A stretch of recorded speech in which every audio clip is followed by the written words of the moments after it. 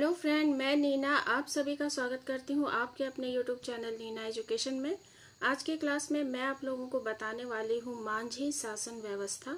ये एक quick revision है और जितने भी मेरे फ्रेंड हैं जो 7 जेपीएससी की तैयारी कर रहे हैं तो उनके लिए काफ़ी अधिक हेल्पफुल होगा आज का ये क्लास, क्योंकि ये जेपीएससी पीटी के सिलेबस के अकॉर्डिंग लिया गया टॉपिक है। इसके पहले भी मैंने आप लोगों को 2 क्लासेस में नागवंशी शासन व्यवस्था और मुंडा शासन व्यवस्था के बारे में बताया है। आज हम लोग मांझी शासन व्यवस्था के बारे में पढ़ेंगे। तो चलिए शुरू करते हैं आज की क्लास को। मांझी शासन व्यवस्था, यह जो व्यवस्था है यह संथाल जनजाति की शासन व्यवस्था है।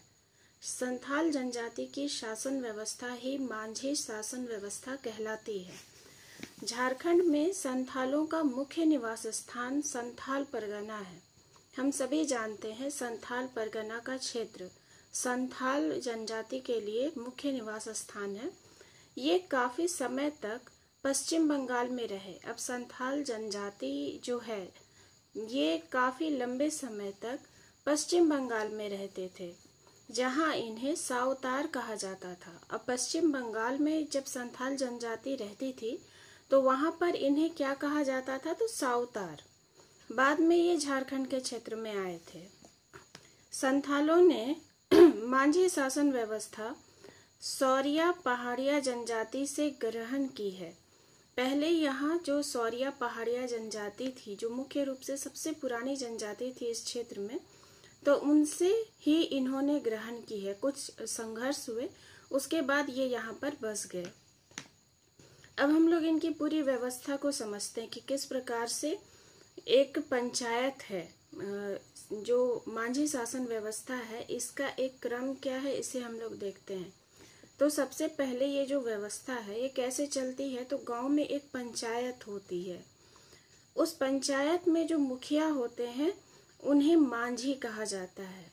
मांझी शासन व्यवस्था में गांव में एक पंचायत होती है, उसके मुखिया को क्या कहते हैं, तो मांझी। गांव में जो धार्मिक प्रधान होते हैं, जो धार्मिक कार्यों को देखते हैं या उनका संपादन करवाते हैं, अनुष्ठान करवाते हैं, यज्ञ करवाते हैं, तो वो कौन होते हैं, तो नायके। यहाँ से ही प्रश्न पूछे जाते हैं, इन सभी के बारे में पूछा जाता है। मांझी शासन व्यवस्था में धार्मिक प्रधान कौन होते हैं या गांव के प्रधान या मुखिया को क्या कहते हैं। मुखिया की सहायता करने के लिए एक कर्मचारी होते हैं या उनके सहायक कहेंगे, उनका नाम होता है जोग मांझी। गांव के प्रधान को कहते हैं या मुखिया को मांझी कहते हैं, धार्मिक प्रधान को नायके कहते हैं और मुखिया के सहायक अर्थात मांझी के जो सहायक होते हैं वो जोग मांझी कहलाते हैं।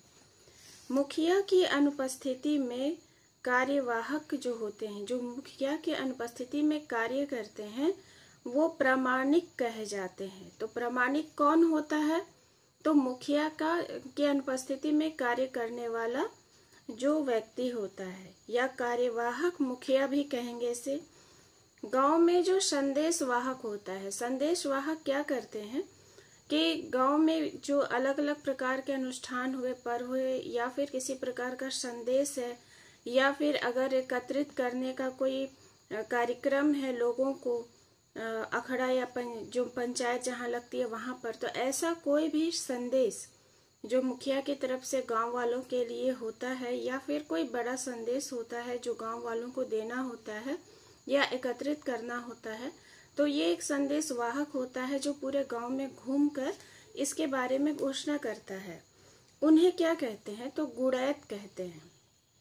तो गुड़ैत कौन होता है, तो मांझी शासन व्यवस्था में जो संदेश वाहक होते हैं गांव में, वो गुड़ैत कहे जाते हैं। ग्राम पंचायत में कुछ वरिष्ठ सज्जन भी होते हैं, कुछ बुजुर्ग लोग होते हैं। वो क्या कहलाती है, तो वो भगतो प्रजा कहलाती है। 5 से 8 गांव के मांझी को मिलाकर देश मांझी बनाया जाता है। एक गांव का जो प्रधान होता है वो मांझी कहलाता है। इसी प्रकार से 5 से 8 गांवों को मिलाकर जो एक मांझी बनता है या एक प्रधान बनता है वो देश मांझी कहलाता है। ऐसा इसलिए है क्योंकि ये हम लोग पूरी शासन व्यवस्था को पढ़ें तो सबसे छोटे स्तर पर जो गांव होगा उसका प्रधान मांझी होगा।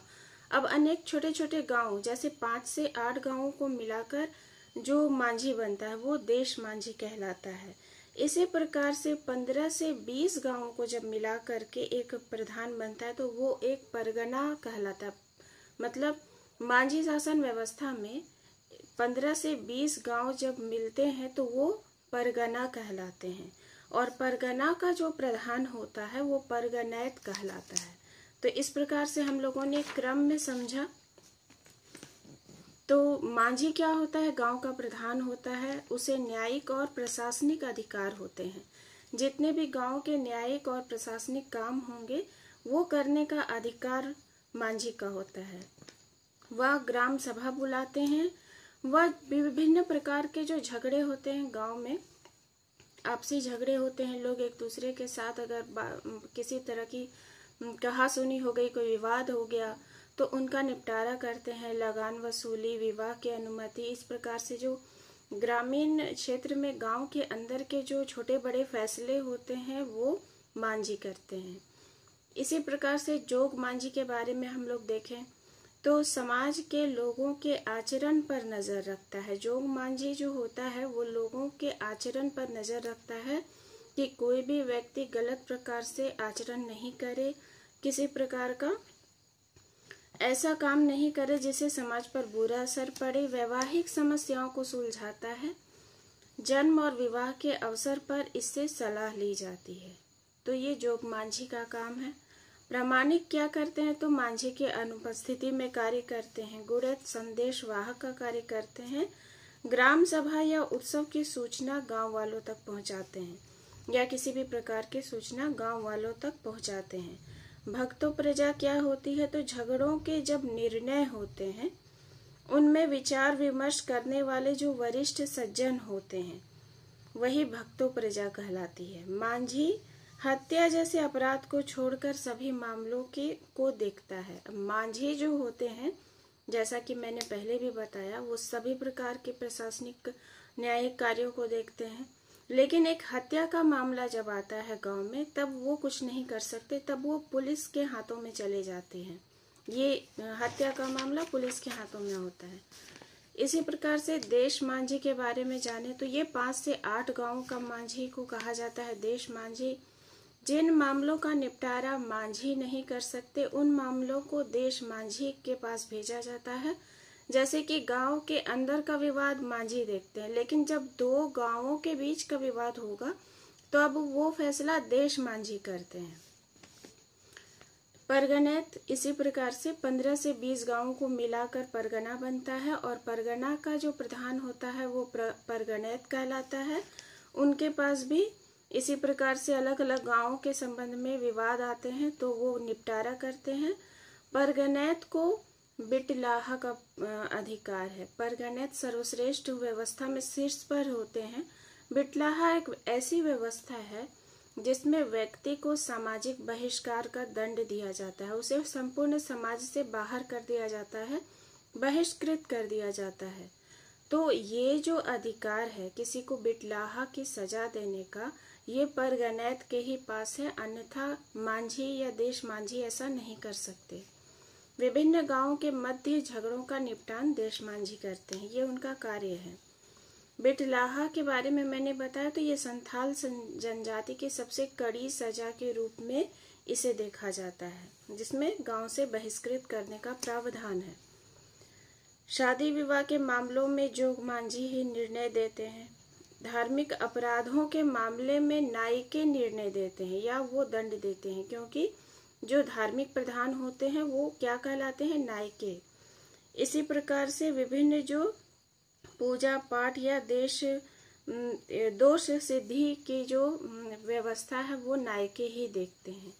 तो हम लोगों ने आज की क्लास में देखा मांझी शासन व्यवस्था के बारे में। ये संथाल जनजाति से संबंधित व्यवस्था है और ये व्यवस्था किस प्रकार से कार्य करती है इसे मैंने आप लोगों को बताया। ये सारी क्लासेस ये हैंड रिटन नोट्स के रूप में भी उपलब्ध हैं, बोर्ड वर्क से भी मैंने आप लोगों को बताया है। तो जितने भी मेरे फ्रेंड हैं वो प्ले लिस्ट देखें, वहाँ पर सारे क्लासेस, सारे वीडियो, सारे प्रश्न उत्तर अरेंज किए हुए हैं। तो वहाँ से आप लोगों को बहुत सारे प्रश्न उत्तर मिलेंगे और बहुत हेल्प होगा आप लोगों का, जितने भी मेरे मित्र जेपीएससी की तैयारी कर रहे हैं। और मेरी क्लासेस जो जेएसएससी के स्टूडेंट हैं उनके लिए भी काफ़ी बेनिफिशियल है। तो चलिए फिर नेक्स्ट वीडियो में हम लोग जेपीएससी पीटी के सिलेबस को ही कंटिन्यू रखते हुए इसके आगे वाले टॉपिक को देखेंगे। धन्यवाद।